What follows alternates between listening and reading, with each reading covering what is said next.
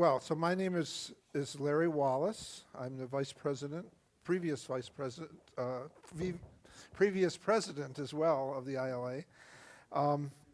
It's my honor today to be the moderator of this panel, and it's a very esteemed panel. We've got some of certainly the thought leaders in the field of light therapy in general, but also specifically in light therapy and color therapy for psychotherapy. Now, historically, here we are in the the Sigmund Freud University. Sigmund Freud was obviously a genius, and he was really brought psychotherapy into the forefront of a treatment for mental illness. And before that, we had all kinds of shamans and all other kinds of healers working with mental illness, but it was really coded and created as a discipline and as a scientifically based specialty. And it brought talk therapy into the arena of treating mental illness and emotional problems. Then as we learned more scientifically about the brain, it was found that many of the problems that are associated with mental illness and emotional imbalances can be traced to different parts of the brain. And at that time, they started developing pharmaceuticals and drugs. And at that point in history, 70 years ago, probably less now, drugs became the primary way of managing mental illness. Then new technologies started to be developed, brain technologies, technologies using various kinds of stimulation to affect the brain. And there were things like audiovisual entrainment, where you can use neuroentrainment of light and sound to change the brain waves, to change the emotions. There were many different technologies of they were basically brain training devices and technology that started to change people's performance. It could work on their mental abilities, their awareness. And these technologies did not involve really the person. There was no outside influence. You would do these technologies to yourself.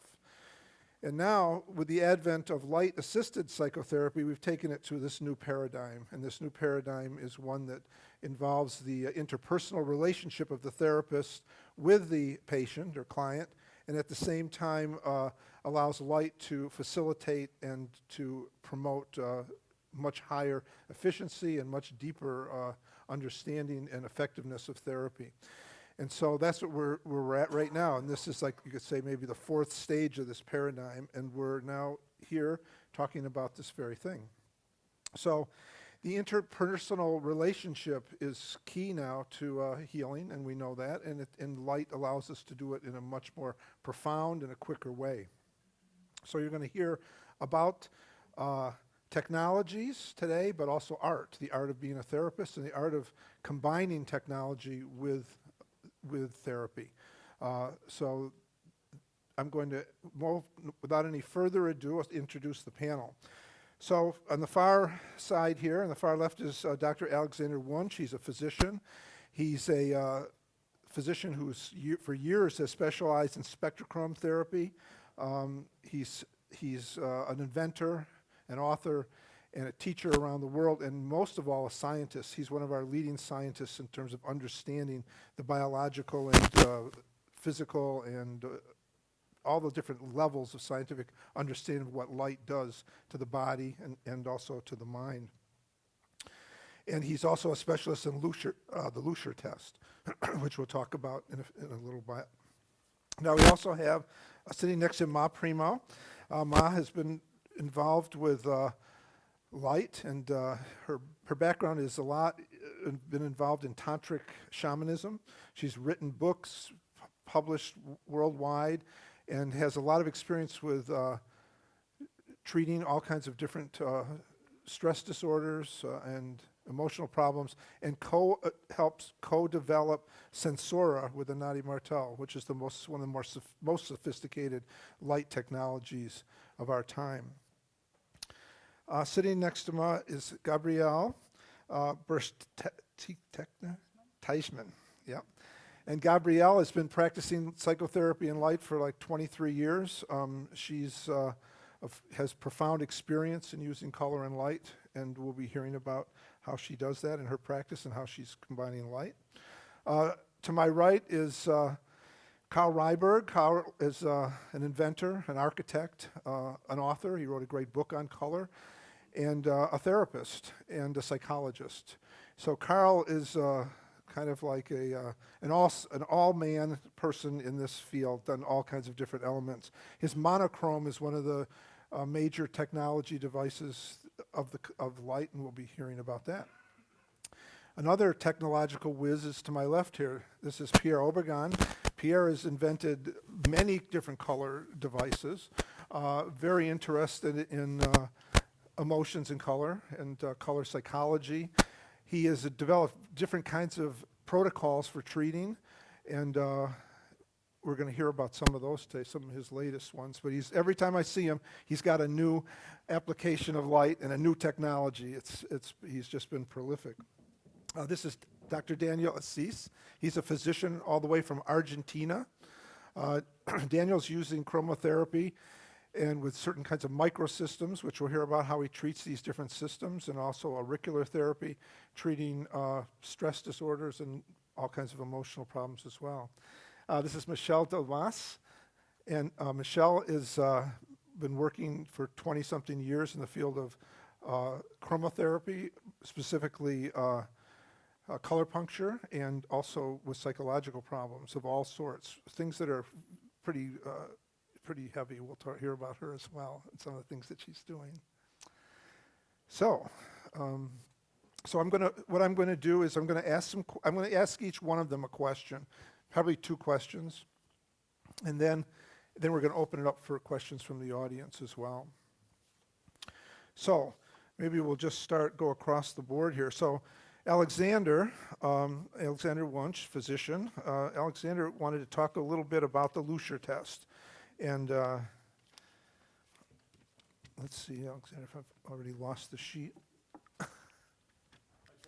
I got it right here. So what is the Lucier test? That's the first step. And then how do you use it? What is its connection between interpretation of this test with emotional imbalances and color? And is there a color code applicable to all human beings? And that's a very profound question. Are certain codes actually applicable to everybody, or is everybody totally an individual and always has to be either diagnosed or labeled for a certain treatment? So you're going to illuminate us on some of this, all right? Thank you, Larry.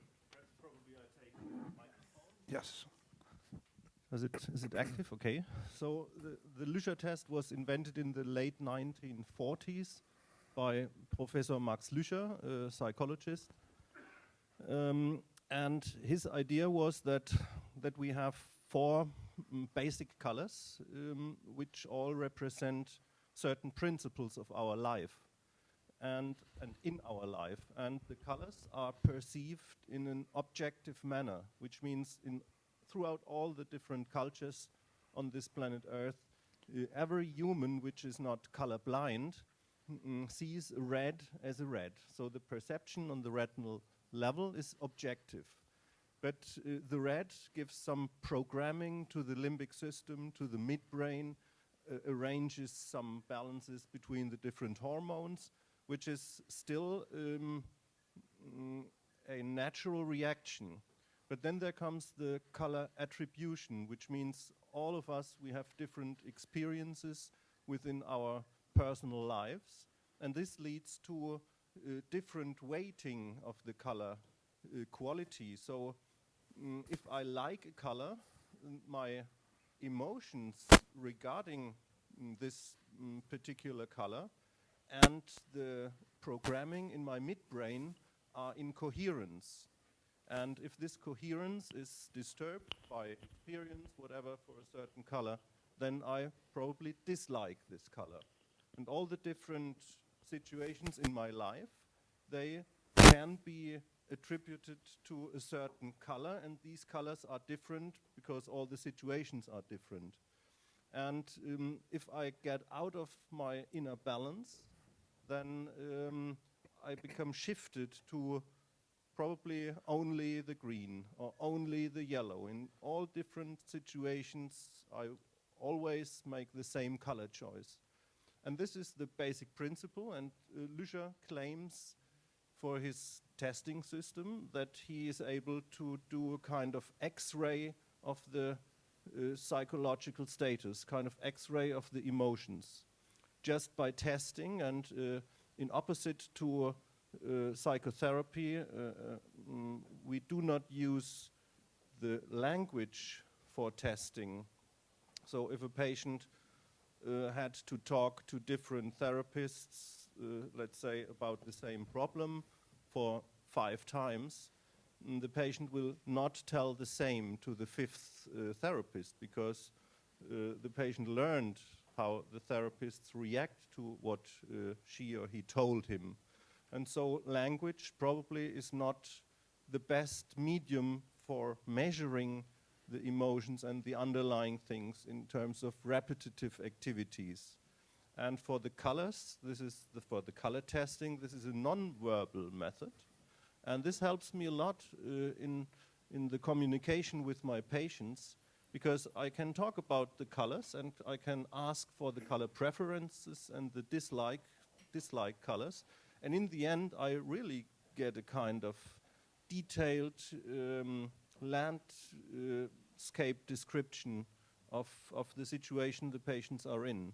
And this is a very good starting point for talking about things I never would have talked about with the patient just by communicating via language.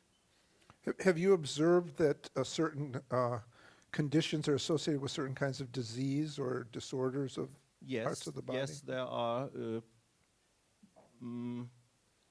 different patterns which can give you an idea if cardiovascular disease or other types of diseases, there is a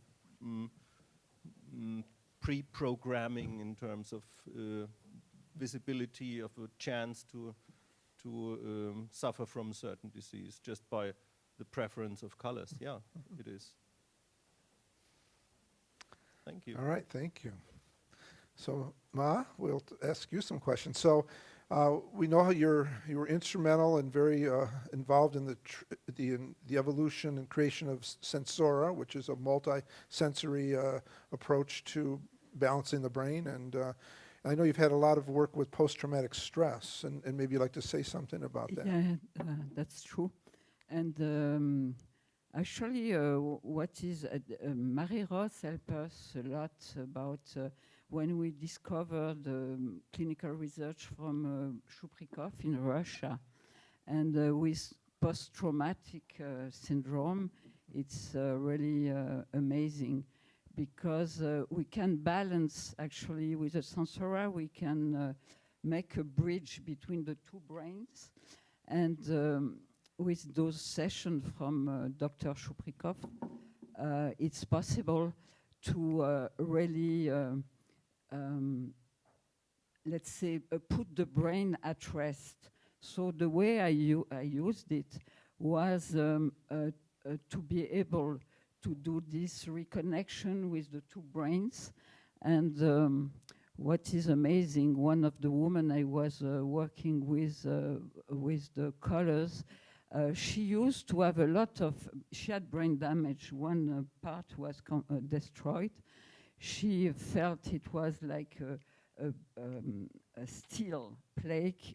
She didn't feel anything in that part. It was more the cognitive part that was destroyed. And she came in contact more with the sensitive part, the intuitive part. And working with her, she had terrible headache, actually. And I was not feeling comfortable that every time she will go out with a big headache.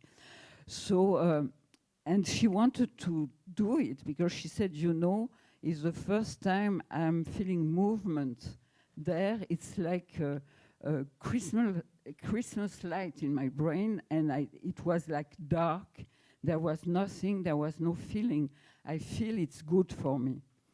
But then I started to think about that, and the intuition was to put the 2 sessions, the 2 parts of the brain, and see what happened if first I start with the one which is working for depression, which is a direct light, And if I work with the one which is the reverse, which is just more relaxing, and so I started with the hard one, which will really like is a startup for the brain, like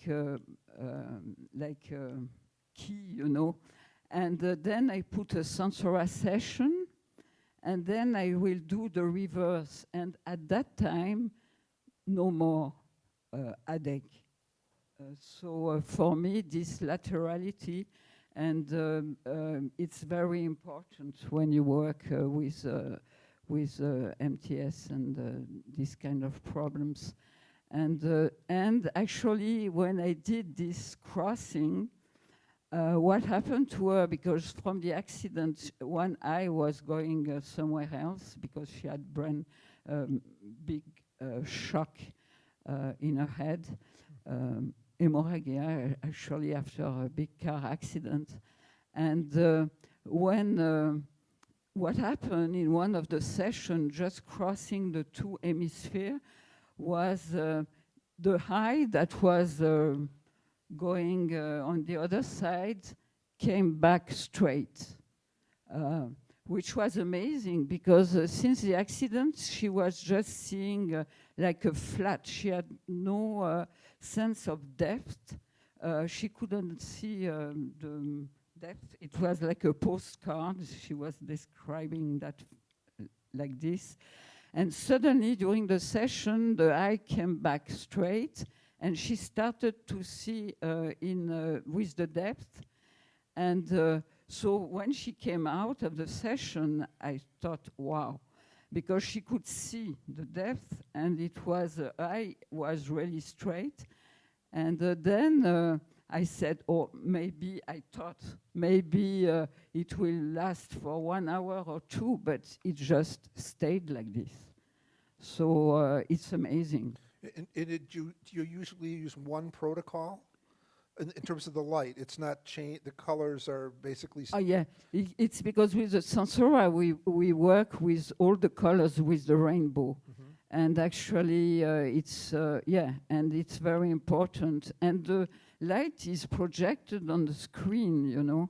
So with this projection and the visual field is completely covered. Actually, we learned a lot from the visual field. For me, it was a key to see, like, when the lights, you see let's say someone like too much one color or someone hate one color.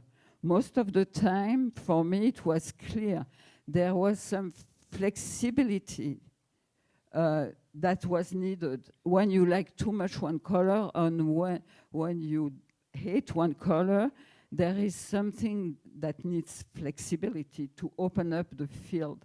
So I always work with also the colors that people like, and then I use on a therapeutic level, I will use the one they hate. So you start with the one they like first? Yeah, first. So it's the first, yeah. So, but then I know that we have to work on the other side to give that flexibility. Right. And actually this, and sometimes people, they hate one color, and so I try with them to see, okay, I put this color, what do you feel when you are under it? And sometimes they hate it, but they say, oh, it's so good for me. It's so good, you know? So it's really like some kind of blockage that is there, and a person does not know. It's like, so sometimes they really feel good, so it's easy to go. But for sure, if they hate really the color, they don't like it, most of the time there is a trauma there. So for sure, we have to work on that, and emotions are coming, and a lot of things, and memory of the trauma. But it's working with the color. What is amazing, it's released through the senses, through the body. So it's somehow, it's even if it's kind of emotional, and it's very well integrated, you know. Because you don't talk about it, it just happens through the energy, and it's released. It's completely released. And it's what I like. So for me, when I work with colors, and what I like is to leave the person alone in her experience, because I know, like, if I am sitting there, they won't go so deep into this intimate space. So I always leave the room, so they can really go deep inside and travel to their center and the inner place. Because for me, in that center, there is always a place in every human being. I have seen it so many times, that is free of traumas. And it's really deep. The mystic will call it the witness. We call it God. We can call it any name. For me, there is always this place inside which is untouched and free. So for me, it's true. When we can bring the people there, it's where healing is happening. And through color and light, it's kind of easier to go there. Well, thank you. I would like to make a comment to the scientists. They actually, her and Anadi did a study where they measured the neuroendocrine hormones and the changes that were occurring while this was going on. And they published a beautiful study showing all the chemical changes that are occurring throughout the body as a result of this therapy. Thank you, Mom. Glad to be able to share that with all of you and with the Light family. That's very beautiful. Thank you. So, Gabrielle, I want to ask you a couple things. One is, what type of emotional problems do you find color is most effective for? And then also, I know that you're interested in the spiritual aspects and how it may touch the soul and things. Maybe you could comment a little about that also. So first, I would like to say I have been working with 3 different methods of color light therapy within the last 23 years. My start was with the Hygeia color light therapy, where it is very important to apply complementary colors, because my first teacher, Theo Gimbel, used to say that if somebody has one color blocked or one color, a deficiency with one color, it's not good enough to apply this color. The complementary energy is kind of the balance that is needed for this healing. So, and I'm still working with the Hygeia color light, color spine chart test. I'm going to have a talk on that on Tuesday at 2 o'clock in the afternoon. And this spine chart test is very interesting because our spine, every vertebra of our spine has a certain color, and our spine is divided in 4 areas of being: the mental, the emotional, the metabolic, and the physical being. And what I do when I'm doing this spine chart test is we are using 8 colors. Of course, we need an even number of colors because we like in this system to work with complementary colors. And these 8 colors are on the 4 areas of the spine. And what I'm doing, it's an energetical test that shows in which areas of the spine energy is active, you could say. And this is kind of I'm working now 23 years with this kind of testing, and it's fascinating because it shows the energy, what is going on within the person, and it shows what are the areas in life where the person is well, and it shows where are the blockages. And these blockages are expressed in colors. And in this Hygeia method, the philosophy is this, that we always apply a blocked or a color in deficiency together with the complementary color. And this creates a balance, and this creates a unique kind of peace, and relaxation, I could say. So this is the first method I'm using, and this color test is very valuable because it gives me the opportunity that when a client comes to me, the client doesn't need to tell his life story or to tell me what's wrong, because this test shows what are the areas where the person is well and what are the areas where the person is experiencing stressy points.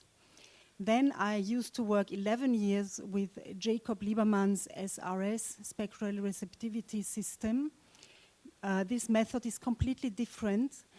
And I'm telling you my 3 methods just to show you that whatever method you use in color therapy, I mean, we really always have an effect. Yeah?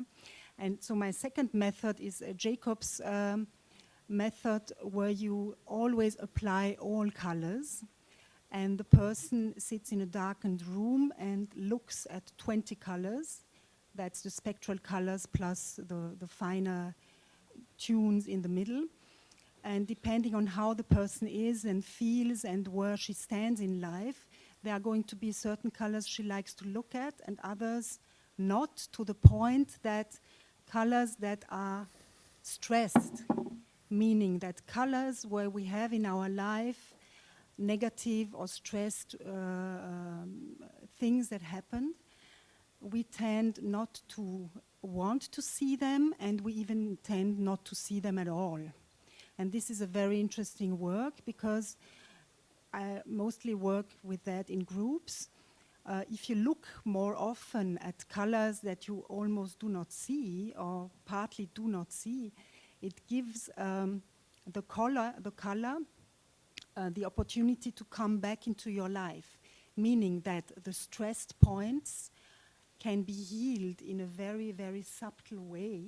Sometimes it happens that the person remembers the stressful points of this color, but sometimes it's also not even necessary. And meaning that the stress is healed, and at the same time, the positive aspects of this color that the person didn't like are also coming back into life. And this is kind of creating healing and peace. That's very beautiful. And before I'm coming back to this second method, I want to mention now I'm working with the monochrome color dome of Karl Ryberg since 5 years, and I'm combining this very effective color light work with the spine chart test I was telling you about. The spine chart test gives me always the possibility to recommend to the person a color that she needs in this very moment, because in my experience, clients tend not to want to choose the colors they would need most. So this is my third method. But now I would like to come back to the point, what are my results, or what can I What say? other specific emotional issues that are more effectively treated? Yeah. I have very good experience with SAD. Yeah. I have the experience that working with color light and SCD is a very fast and quick method. And I think that's also something very actual, because clients tend to want to have immediate or soon effects. Yeah? So SCD, it's very good accompanying depression. And it's the most amazing immune booster, because I know from all my clients, if they apply in the cold season color light therapy, they do not get sick. And I know that from myself and from my clients. And I'm also working as a counselor with clients coming with depression or with all kinds of issues, problems. And sometimes it's only about accepting a color you don't like, looking what it means, and this is already creating change. So it's an excellent anti-stress means for all kinds of stress, I would say. And one adding, sorry, and I want to emphasize color light has the potential of bringing people into contact with themselves in a way that is very touching, in a way that is bliss, and I would say color and light brings us in contact with our soul. And if you get there, this is really presence, and this is beyond words, and this is bliss. Well, thank you. Thank you very much, Gabrielle. So Gabrielle's using the monochrome system of Karl Ryberg, one of his greatest inventions. I wanted to ask, what makes Karl's therapy more unique is that it's a narrow band therapy. That is, it's using maybe 5 nanometers of the spectrum, so it's a very narrow band. 10, okay, 10 nanometers is applied. And there's devices that use wide bands, there's devices that pulse, there's devices that have certain durations. Yours is unique in all those different parameters, and maybe you could comment about that a bit too. It is monochromatic, and that's Greek, meaning one color. And one of my favorite examples is that most colors we're looking at are usually illusory, at best, or just faulty information. And a classic example is looking at my pants, and you'd swear they're purple, but they're not. They're red and blue. So it's a nice cheat, and we're used to that, living in a world of faulty information, faulty perception. We accept it. And then I started working with monochromatic light, which is very close to laser light. With monochromatic light, you can make a purple that is purple, or violet, you would call it in light therapy. A green that is green. A turquoise that is turquoise, not a mixture of anything. Because no musician, we're in Vienna, no musician would mix a C and an E to get a D. You want ding, that's the exact color information. Because I was trained in classical color therapy, and it didn't really work, I would say. This has been naughty. Because many clients trained, and nothing much happened. And then we found that using pure color, and it makes a lot of sense, feeding the brain good information, because the brain is sensitive to light. We'd say that the brain uses light and color as a software. So you've got beautiful brains, and you've got lousy software. So where do we go? We add supreme information. One side effect of this, it's extremely beautiful. It's very, very beautiful. It's the colors you see in a peacock feather, in a rainbow, in a scarab. Many of these animals were sacred. So by looking at them, you will, what you say in the sacred language of English, you will remember. Instead of being dismembered, you will remember. You will remember your own inner essence, which Gabrielle calls, you will remember your soul. So one aspect we're working with is very much working with happiness, not so much symptoms and disease and what have you, this and that, but if I can make you happy, then that's plenty. Because happiness is the remedy. Happiness and joy and beauty is a lot easier to work with than going through all the symptoms and all the diseases and all the treatments. It just never ends. Then another aspect, which is also upsetting classical color therapy, I found ever so often that clients would get well but using the wrong color. Being trained in classical color therapy, I remember a stomach ulcer, a fat man, and he had stomach ulcers, and he got well using blue light, and nobody will use blue for a stomach ulcer. But he came back and said, that really helped me. This repeated over and over again. Clients came back and got perfectly well, but the wrong colors. So it simply didn't fit. So we gave up entirely and said, now you choose. Each person in their heart or brain or soul or body or mind, what have you, will know what they need. It's like eating lunch or listening to music. You know what you need. And you usually needn't tell the client because they don't like authority. Doctors have been telling them a million times what to do and not to do. Give them freedom. Give them happiness, give them beauty, give them joy, and that works really. It's simple, and it's a lot simpler for the therapist also. Of course, I was trained in England back in the 60s, 70s, and my teacher told me, clients are a dime a dozen. If you lose one or two, it doesn't really matter. But a therapist, a good therapist, that's something. So we've got to look after the therapists. And I've seen so many overworked therapists use a beautiful instrument and let beauty work on itself, really. Well, that's it. Thank you. I don't actually give this to Pierre. Thank you, Karl. That was great. So Pierre has been testing all kinds of testing devices and applying color for many different years with many different technologies that he has used. and doing psychotherapy and doing interpersonal relations with the clients and the patients, talking to them, seeing how different emotions are uncovered with different colors, and working through different levels and layers of their being. But he's come full circle, and now he's looking at allowing color to help have the patient do their own self-healing, and he calls it color yoga. And also what's unique to his practice is he has a purity of color called organic color. And so we'd like to hear about some of that. Yeah, hello. Yeah, actually, it's so important. It's when I start my practice, I realized that, like we just speak before, so people like certain color. They really like one color. They say, "This is the color I want," you know. And some other people really dislike other colors. And I call it, actually I just hear you were speaking exactly the same, like chromatic allergy. Jacob said this morning. And I realized that I have a lot of clients who have, and I have myself, my personal chromatic allergy. I didn't like green at all. No, I like it very much. So I wonder why these people are liking certain colors and dislike other colors. And at the very beginning of my practice, when somebody say, okay, I don't like red, because I make a color test, and I say, well, you need red, huh? You don't like it, so you need it.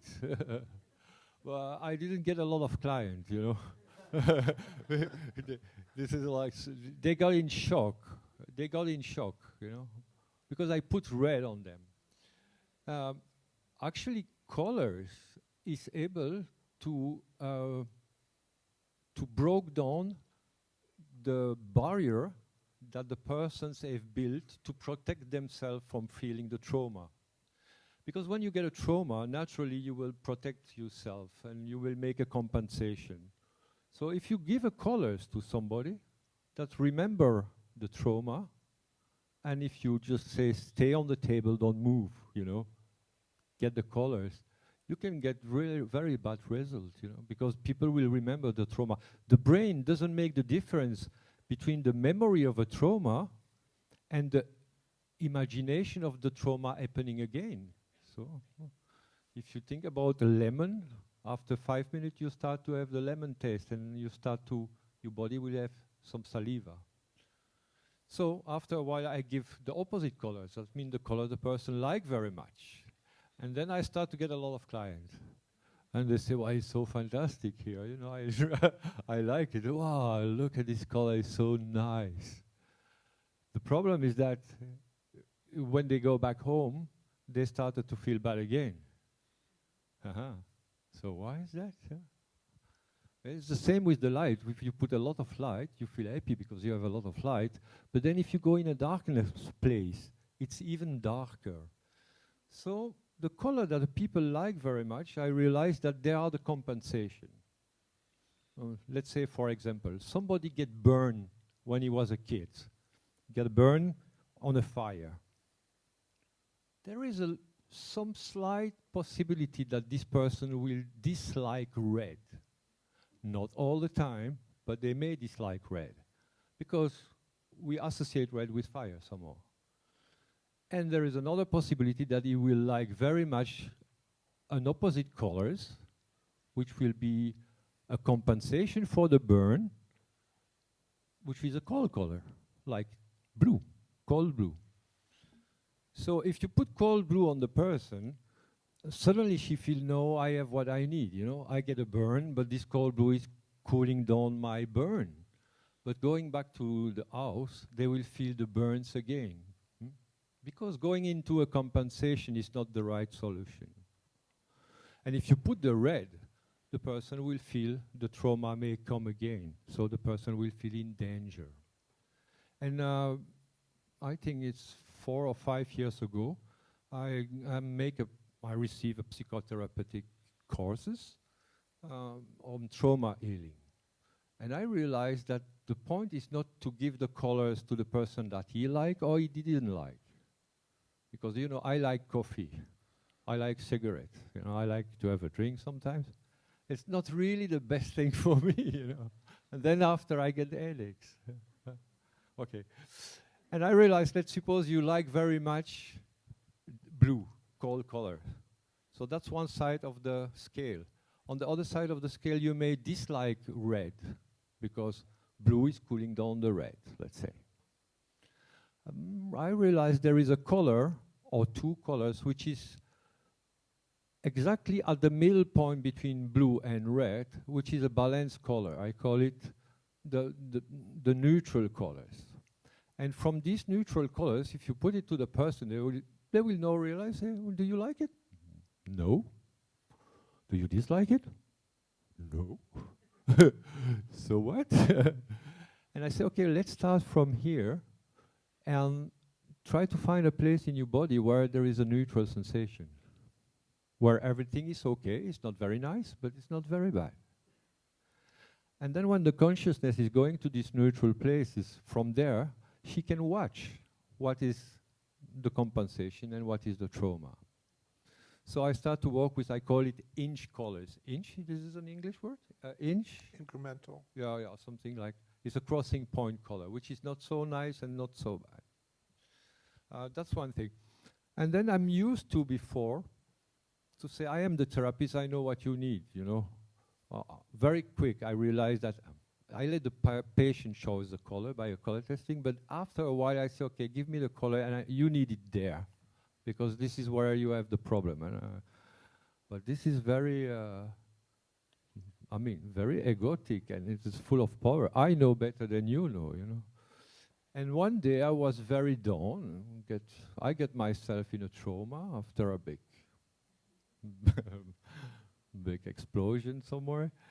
And I was on my bed, very feeling like, hey, just leave me there, you know, I don't want to live anymore. And after a while, my hands go to the colors, I get some spotlight, and the colors start to speak to me and say, just don't think, and let the colors do the job by themselves. So I take the light, and my hand was going very slowly, and the color going by themselves where it's need to go, know where I wanted to go. I say, I have an headache, so I go to put it in my head. No, just let the colors going by yourself, you know. And the color know very well where to go. And going very slowly, very slowly, very slowly, after maybe 1.5 hours, I was sitting on my bed like this, crying out of beauty and out of ecstasy, you know. The light, I could see the light inside. The light is showing the inside of the body. So that's what I'm doing for the moment. And now I'm working with another sort of light, which is more alive. So That's what you call the organic. organic light, yeah. Well, let's say you want to show red to somebody, green to somebody. I realize in the nature, you never look at green like this, you know, and only green. When you are in a forest, you have thousands of different greens.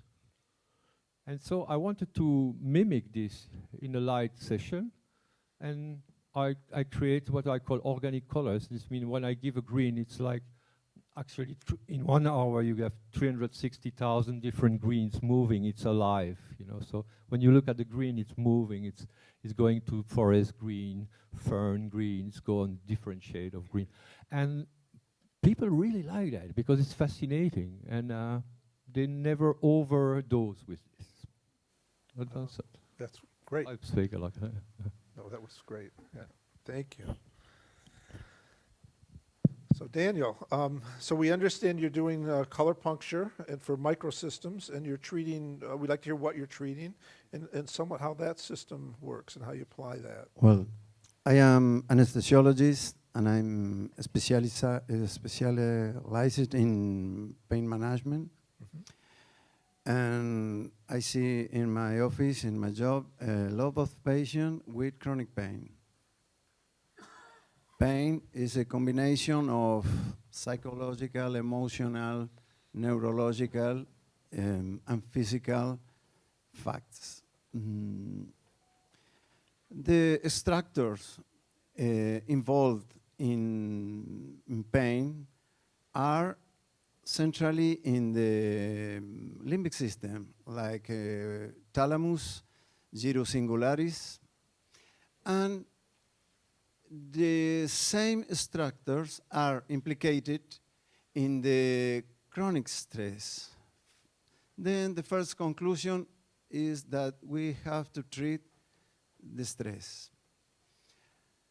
The second fact that we have to know is that more than 60% of people with chronic pain had suffered in their childhood psychological trauma like physical or sexual abuse, addictions, the loss of one parent. Then I think, and the theory says, that we have to treat the stress and the psychological trauma before to treat the pain or other pathologies. I use and I practice acupuncture in the last 30 years, and also I practice some systems, call it the microsystems of acupuncture. What are the microsystems? They are the parts of the body that all the organs of the body are represented. We have a microsystem in our head, in our hands, in the ear. It's the reflexology of the foot. Also, each finger, it's a microsystem.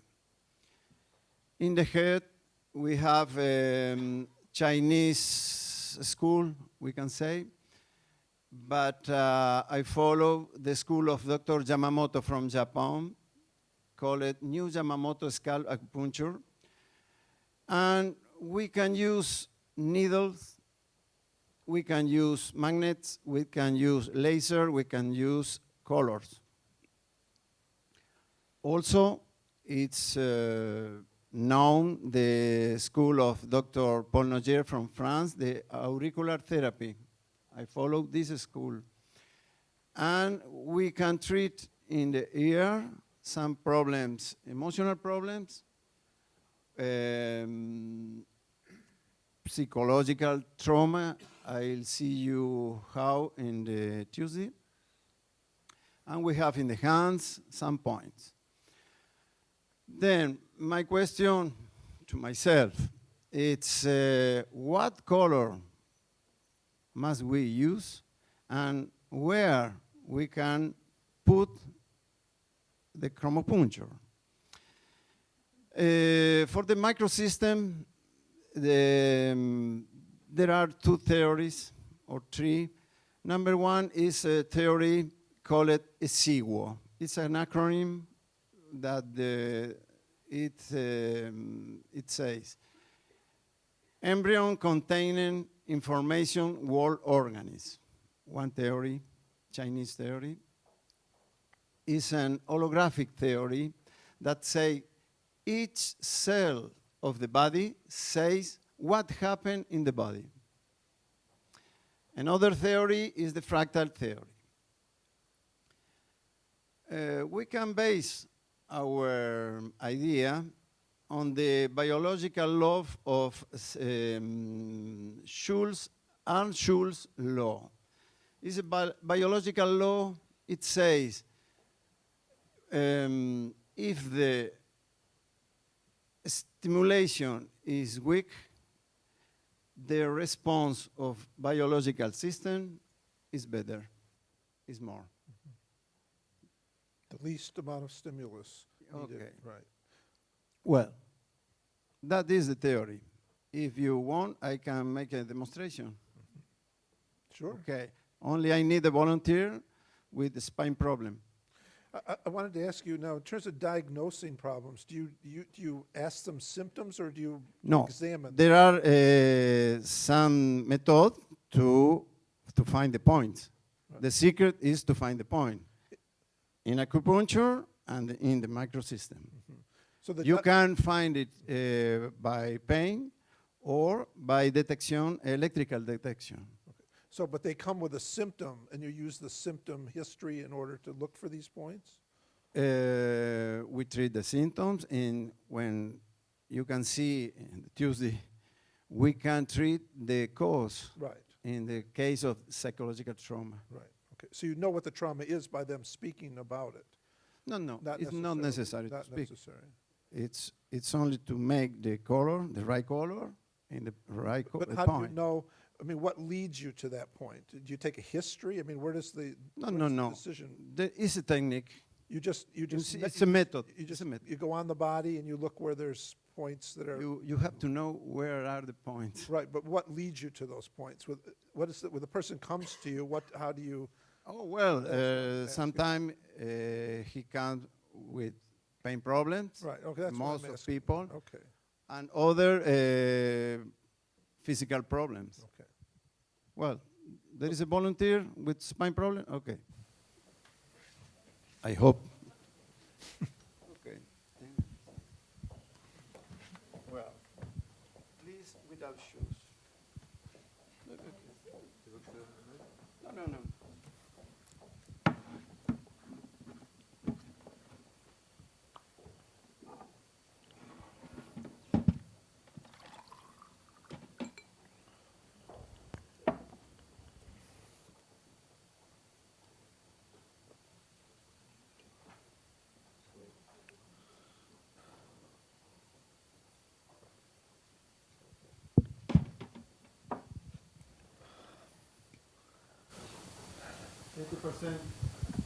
Of spine problems are postural problems.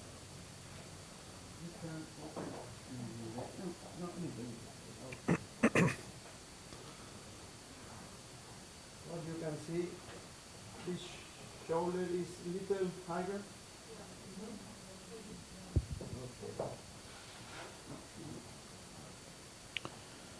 This pelvis. I don't see. It is higher here. Is okay? Let me see.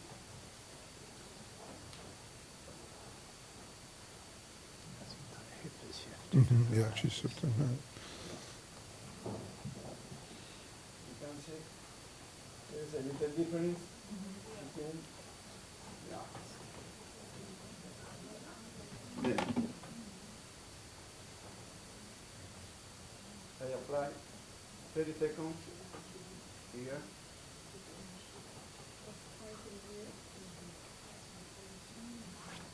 After I will explain.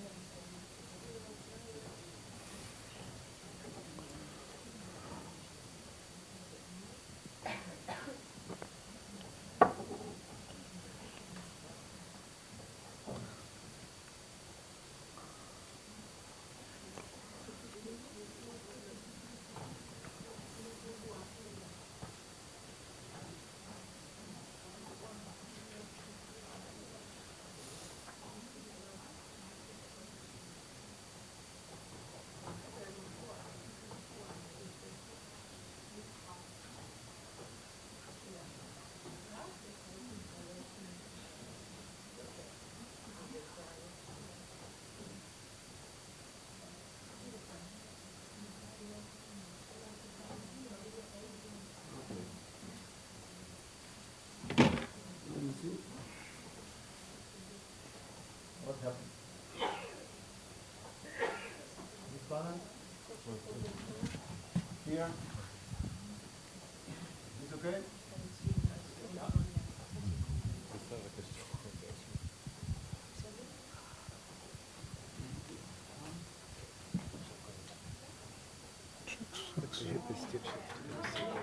Yeah, yeah.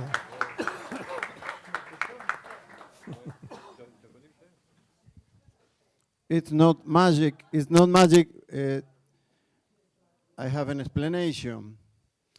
In the auricular system, this point, yes, in the auricular system, this point corresponds to the corpus callosum or interhemispheric commissure. Then I use the green, that is the color of the balance, we can say, and this stimulation increase the communication between the two hemispheres. Then, we can stimulate the central nervous system to balance, in this case, the posture. That's all. Very good, thank you.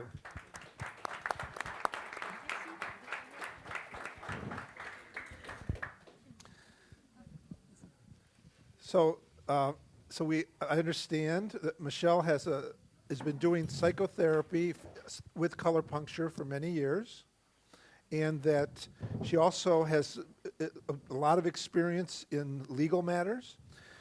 And I would like to ask maybe two questions. One would be how you would deal with psychosomatic problems, and also maybe with certain elements of criminality. Ok. Tu as compris, Michèle? Non. Donc, monsieur a présenté ton expérience à la fois dans le domaine de la psychothérapie et dans le domaine de la criminologie. Donc, la première question, c'est quel est ton avis et ton opinion sur les maladies psychosomatiques? Comment est-ce que tu vois les choses? Et la deuxième chose, c'est rapport entre chromato et ton expérience de criminologiste. Excusez-moi, je ne parle que le français et encore. Just. Je voudrais d'abord remercier Anadi. Où est-ce qu'il est passé, le voilà? Merci Anadi de ton invitation qui m'a fait extrêmement plaisir, et te remercier une deuxième fois parce que tu m'as quand même rajeuni de 20 ans dans la présentation que tu as faite dans le livret.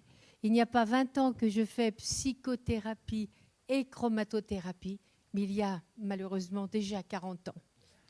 Okay, so she greets Anadi and tells that Anadi make her very young because she is doing chromatotherapy and criminologist expert since 40 years and more. Alors, pour répondre tout de suite à votre question, il n'y a en fait pas de rapport entre la criminologie et la chromatothérapie. Mes fonctions sont des fonctions au sein de la commission des lois à l'Assemblée nationale, où j'ai travaillé sur la dangerosité, des choses comme ça, et puis un travail d'expert judiciaire à la Cour suprême et au plan international. Alors, there is no relationship between chromatotherapy and her activity in criminology. And voilà, no relationship. Voilà. Donc, je suis docteur en psychologie clinique, ce qui m'a apporté une grande rigueur dans le diagnostic. Et ensuite, un master en droit m'a permis de canaliser en totalité mon fonctionnement intellectuel.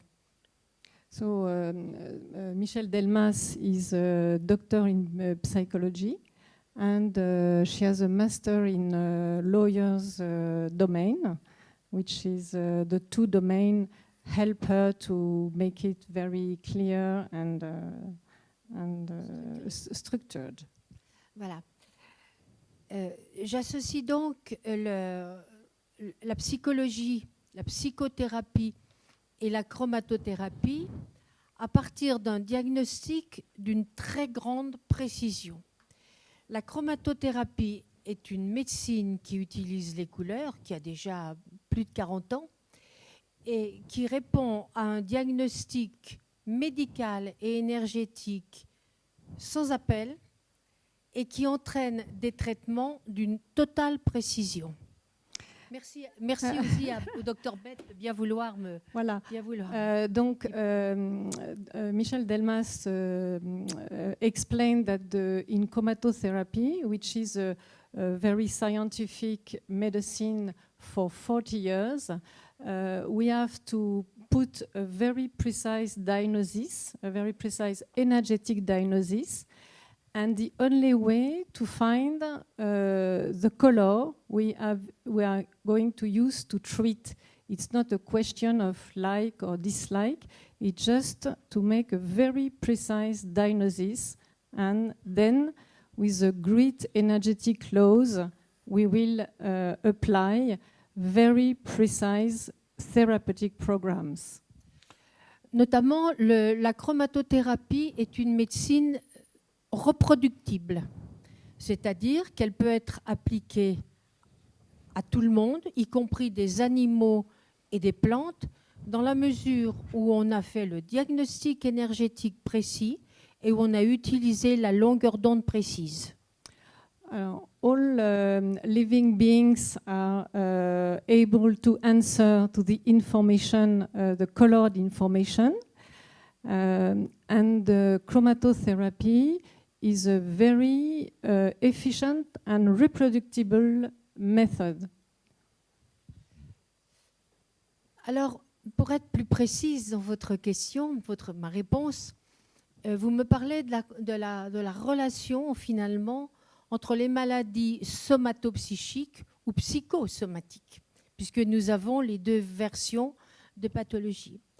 Alors, il faut savoir qu'en chromatothérapie, par exemple, on ne va pas soigner la dépression, mais on va, dans le cadre de la dépression, faire un diagnostic précis. La dépression, par exemple, réactionnelle d'une femme n'aura pas le même traitement que la dépression d'une femme parce qu'elle est en ménopause. Alors, donc, considering the question, Michèle is going to evoke, to speak about the relationship between soma and psychism, and psychism and soma. And she's explaining there is no one depression, but there is many depression. The depression of la première, c'était une femme Réactionnelle d'une femme normale. After traumatism, for instance, or la ménopause. Une femme ménopausée. Menopause woman. Également, la dépression que l'on appelle la dépression du manager, c'est-à-dire la dépression d'épuisement, ne sera pas du tout traitée comme la dépression du postpartum. So the burnout will not treat as a delivery depression. My Nous understanding traitons la also, cause. I was going to say that it always involves treating the body, the organs, and the mind. Is that correct? Body. We are treating the cause of the But if- energetic Right. imbalance. And that energetic battle will always be evidenced in the body as well. Is that correct in terms of treatment? Excuse me, can you repeat? It will always be, the evidence will also show up in the body, and you have to treat the body. I mean, certain parts of the No, body. no, because No. for instance, you can have an organic illness with psychic symptoms. That's what I'm talking about. Okay. That's okay, what I mean. Okay. So you're always, But you're always looking at that. We as treat well. all with the energetic system Mm-hmm. in both cases. You see, it's not clear. Well, what I guess I'm getting at is you have to do both of them. Is that you're always looking at both. Oh yes, That's yes, what I'm getting absolutely. at. Yes. On regarde les deux aspects, psychique et somatique. Ainsi, par exemple, nous avons en chromatothérapie des résultats vraiment probants qui peuvent être vérifiés. Moi, j'utilise beaucoup de tests et de tests biologiques qui peuvent être vérifiés pour les maladies d'Alzheimer, qui sont très souvent des dépressions masquées. 40% des maladies d'Alzheimer sont des dépressions masquées chez les personnes âgées.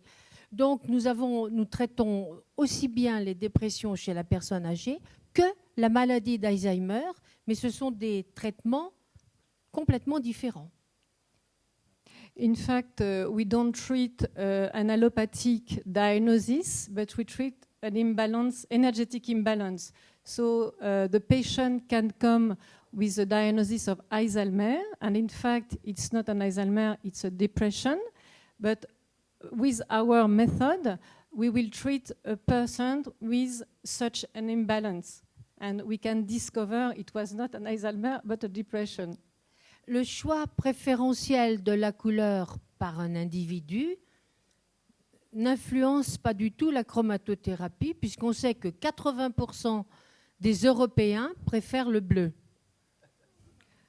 So no choice, no personal choice with the color.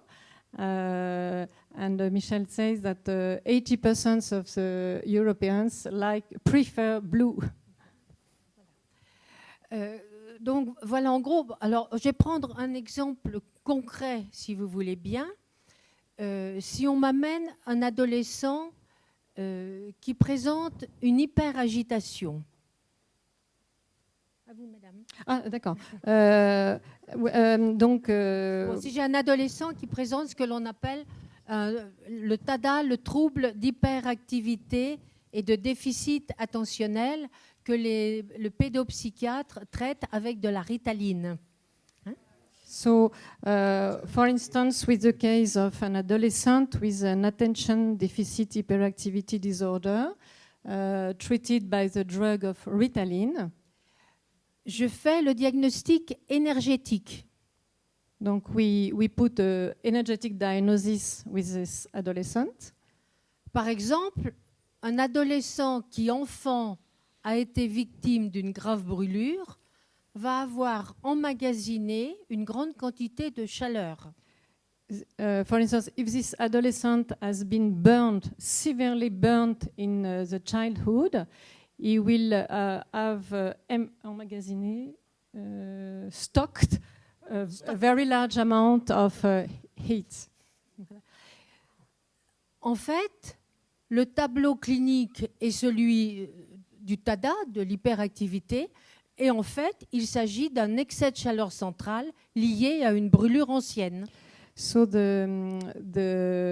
clinical picture will be the picture of attention deficit hyperactivity disorder, but in fact, for us, it's accumulation of heat in the central controller. Donc, je traite la brûlure et l'hyperagitation disparaît. We treat with the direct chromatotherapy the area of the burnt, and we heal the patient.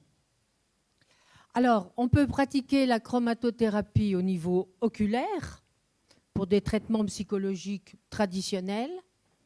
There is 3 ways of practicing chromatotherapy. Ocular chromatotherapy. On peut traiter une zone malade, brûlée, traumatisée, etc. A damaged area like burn or scares or what you want. Et aussi pour les pathologies lourdes comme traite le docteur Agrapar, ici présent, qui je crois fait un atelier après, on traite à partir des points d'acupuncture pour des pathologies très difficiles comme le Parkinson, la sclérose en plaques, qui sont objectivées par des examens médicaux à l'hôpital. Le contrôle se fait ailleurs. For the severe cases, we will use chromatotherapy of acupuncture point, which is a global therapy, and we treat the terrain in this case. Alors, je crois que j'ai bien abusé de mon temps et qu'il faut que je me taise. Okay, so we think our time is over. Thank you very much. Simplement, je voudrais ajouter une toute petite chose pour ne pas vous donner de faux espoirs. La chromatothérapie ne fait pas maigrir. Alors, I don't want to give you false hope because chromatotherapy does not make you become thinner. Et ne fait pas repousser les cheveux chez les messieurs. He gave big hair on the men. Excuse me. Merci beaucoup. Merci. Merci. So, yes, very nice.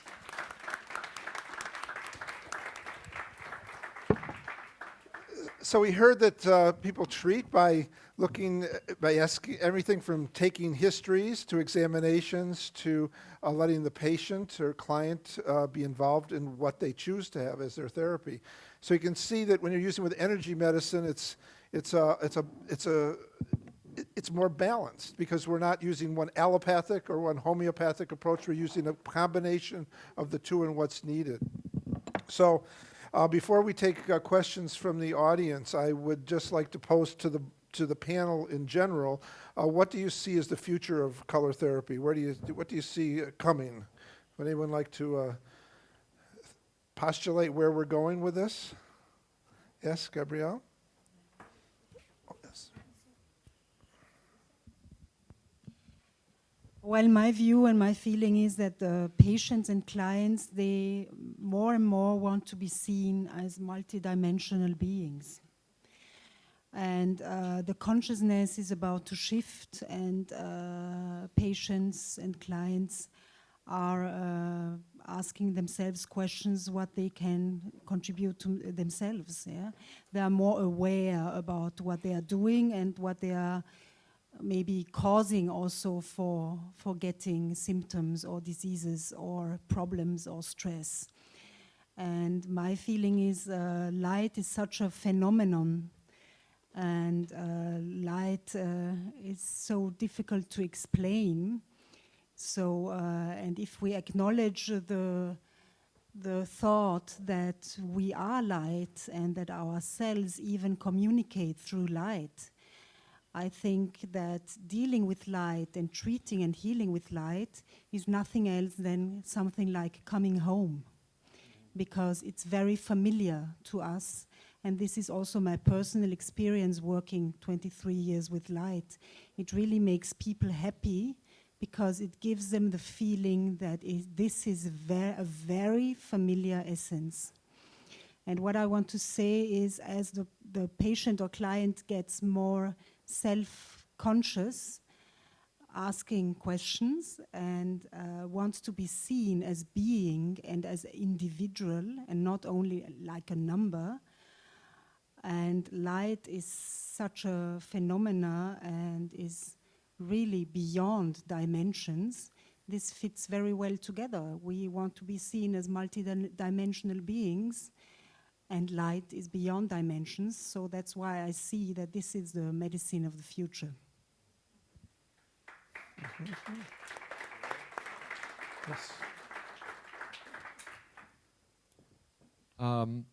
I may not be as optimistic than Gabrielle is.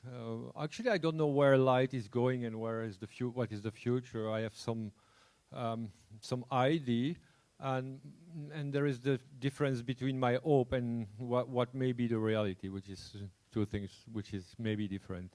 So my hope is probably the same than yours, is that we use light more and more, and people use light more and more to know themselves and to discover the true natures of the self. But I guess that we will be overtaken by medicine and science. I think the medical area and the science, the dermatologist and the traumatologist will probably in less than 20 years, they will take the color therapy inside the hospital as a practice that will be taught at the university with photobiomodulation, because this is the Tina Carew, you see it last year. She was here and she explained us a lot of things.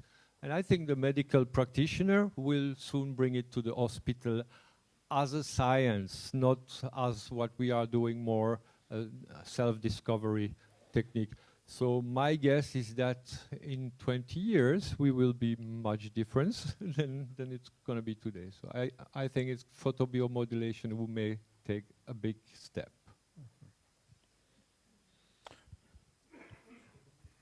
Je voudrais juste ajouter que il me semble que toutes les méthodes utilisant la couleur donnent d'excellents résultats sur tout ce qui est post-traumatique. C'est vraiment la première indication. La chromato, bien sûr, puisqu'on travaille sur des très graves traumatisés crâniens en milieu hospitalier. On travaille à Saint-Pétersbourg, non pas en Floride, mais en Russie, au service de neurochirurgie. Et c'est vrai qu'on a là aussi des résultats exceptionnels.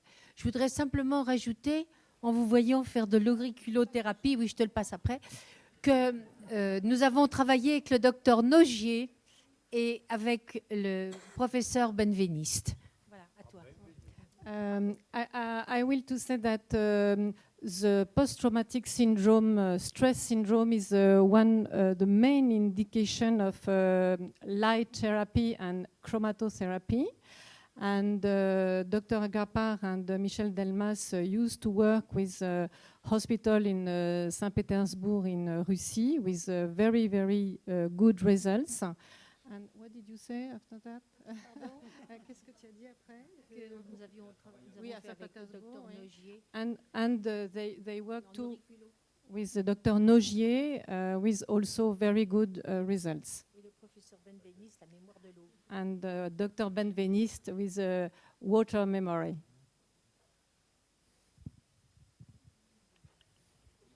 Anybody else care to say?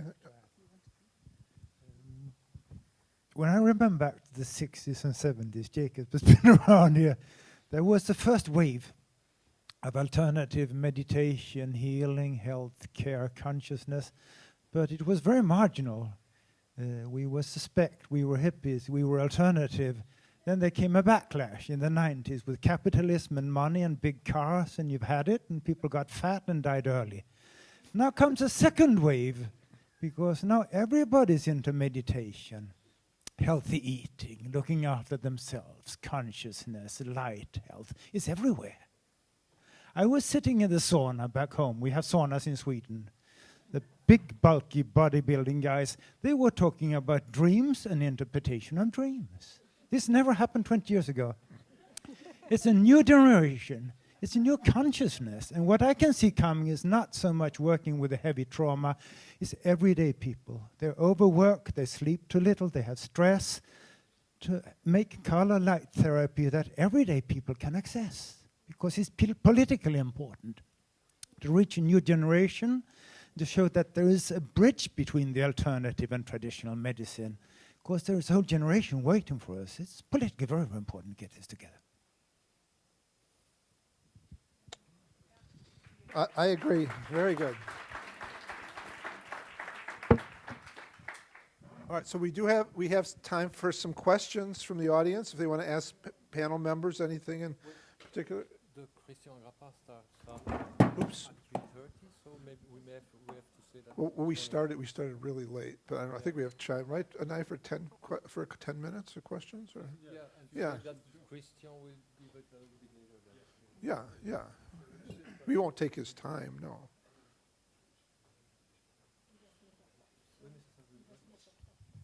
Je voudrais. Est-ce que tu peux traduire? Tu peux traduire ce que je vais dire? Oui. Je voudrais dire à propos des traumatismes. Nous avons dans des services hospitaliers où les gens étaient considérés comme perdus et on allait les débrancher. Et le fait de leur faire la chromato, ça leur a permis de sortir du coma et de reprendre une vie presque normale. We have the experience of dying people in a hospital, and they were going to be débranchés, taken off, and we did chromatotherapy, generally ocular therapy, and they came out the coma and can récupérer and got better.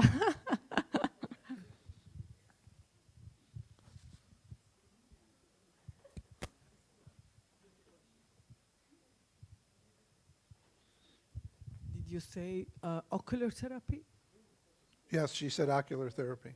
And when they are in the coma, ocular therapy? You can shine it through the eyes if they're in a coma or not. Yes, you can, because when you are, no, but it depends. When you are in the hospitals and the patient is in a coma, the easiest thing is to do ocular. But but for cranial traumatism, we do direct chromatotherapy on the damaged area. Okay. No, You see? because you said ocular therapy, I was a little bit, I don't hear what you say.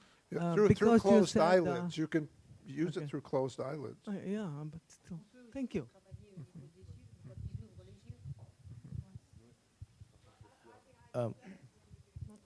No, just in the hospital, this person was a coma. That's what she meant.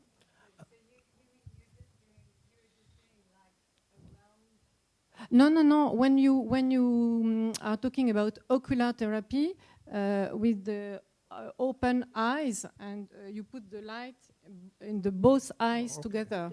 So, Yeah. 4 minutes for the main color and 50 seconds for the complementary color. oh, so you open the eyes. Yes.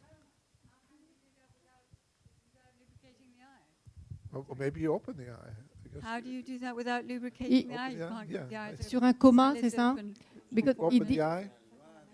it depends of the deeper of the coma, but you can do the chromatotherapy of the cranial damaged area, no problem.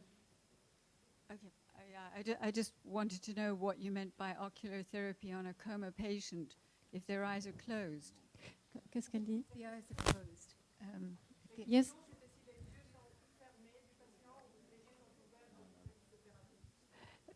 For the ocular chromatotherapy, the eyes are open.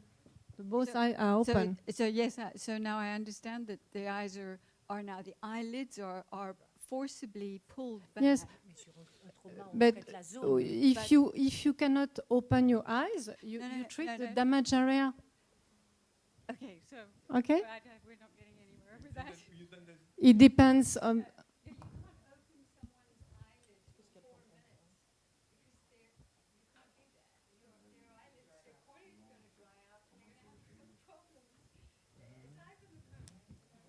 Yes, no, I answer 3 or 4 times. If you cannot do ocular chromatotherapy, you do direct cranial chromatotherapy. How we do that? With the It doesn't matter. Are there other questions out there? mais bon. No, she won't do that. She won't do that. Thank you. General question for all of you. I understand trauma, I understand SAD, I understand ailments, but for general well-being, which Mr. Ryberg pointed to, if we were all living in 12 hours of sunlight, with the ocean waves kind of giving us negative ions, etc., would we need chromotherapy? So if I move to the Bahamas, would I need chromotherapy? If I don't have, for general wellness, not for... yes. Okay. You would need as your bread and butter, as your basic. I can do it without the mic.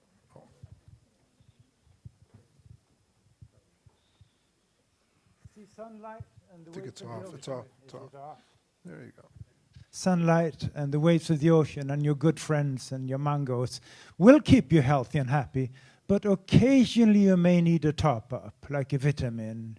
It's been a winter, it's been a rainy day, something has happened.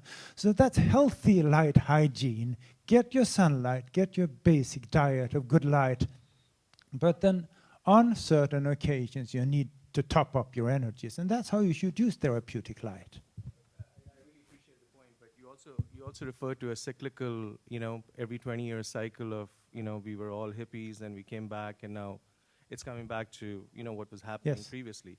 So if we kind of rewind the clock to a couple of thousand years, this has been happening again and again, but nowhere in history do we have any pointed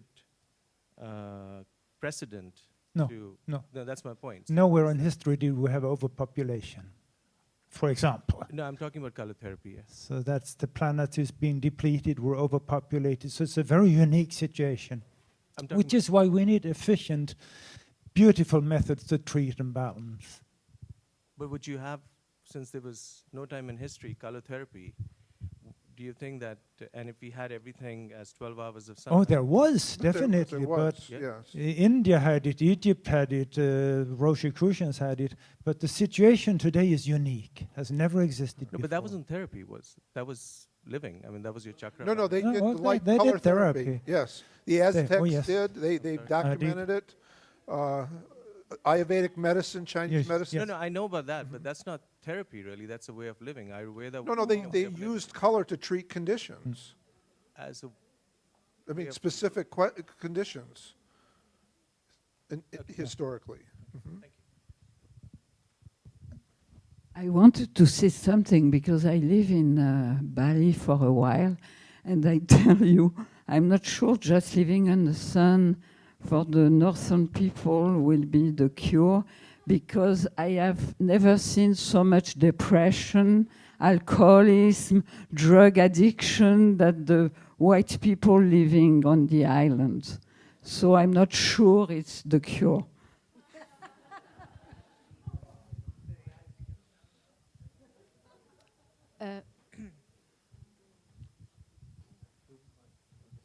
Madame, comment est-ce que vous faites la diagnose? Comment est-ce que vous faites la diagnostic? Ah, comment on fait la séance? Je vous réponds en français si vous saviez, comme c'est mieux pour moi. La séance se fait dans le noir absolu. Comment on fait le diagnostic? Ah, comment on fait? Mais c'est un métier, madame.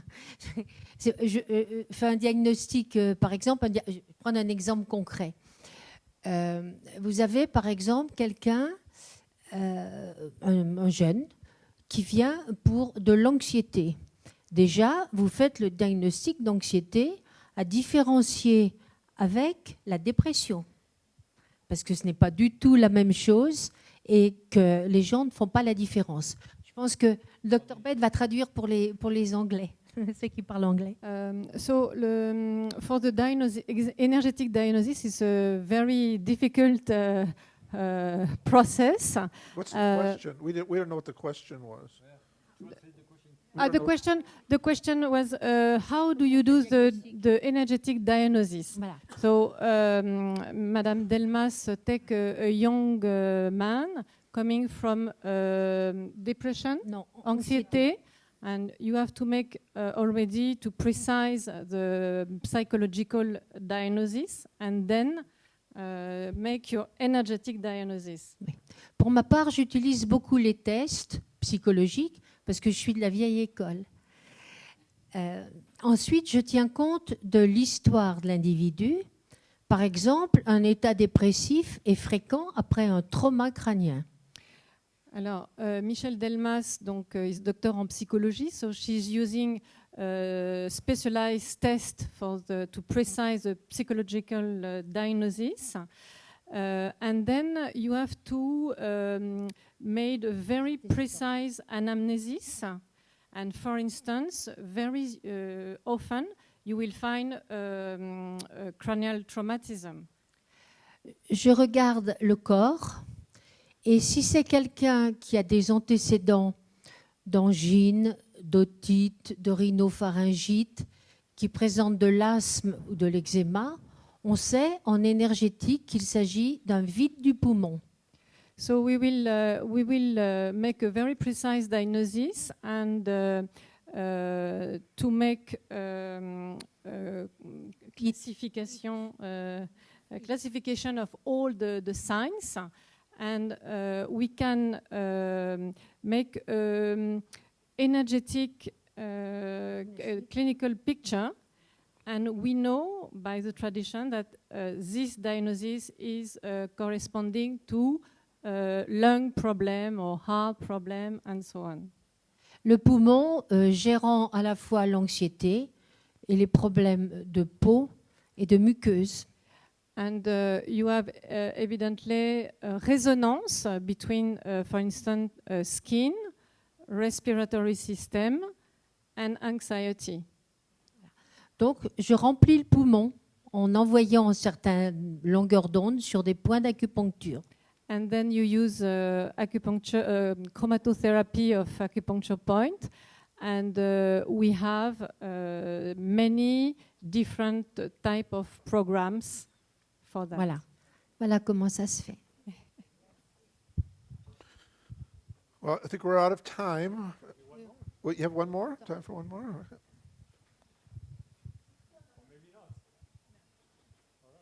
No more?